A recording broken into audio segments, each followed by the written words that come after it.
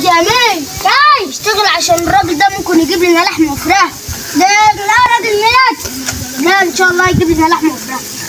يا معلم هاي انتوا لسه ما عملتوش حاجه يا معلم. احنا قاعدين فوق من الصبح يا معلم. قاعدين فوق من الصبح، هي الحته دي اللي بحطوها من الصبح. المهم بس جبت لنا لحمه وفراخ. لحمه وفراخ. ايوه ماشي يا عم اللي انتوا عملتوهم يا احنا شغالين فين من الصبح ما كلناش ولا لقمه. هي الحته دي اللي بحطوها يا معلم. ايوه ما شربناش الا بقى كل ميه. واحد فيكم واخد 350 جنيه.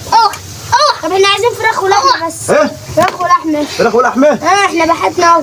بحطي واحنا ما عندناش الا جبنه ومشي اديك ماليش حل. هجيبوا لكم وكله، انتوا ما عملتوش اي حاجه. لا احنا عايزين فراخ ولحمه. فراخ ولحمه ما عنديش، احنا بيتنا ده ما بيجيبش فراخ ولحمه. ها انت كل شويه هتجيب لنا ماشي. هي ما عندناش الا حته جبنه قديمه وشات المشي كل بتاعتها. حد يجي يشتغل عندك تجيب له جبنه وماشي. يا ابني بتجيب بنيان ايه؟ اروح اجيب لكم الحاجات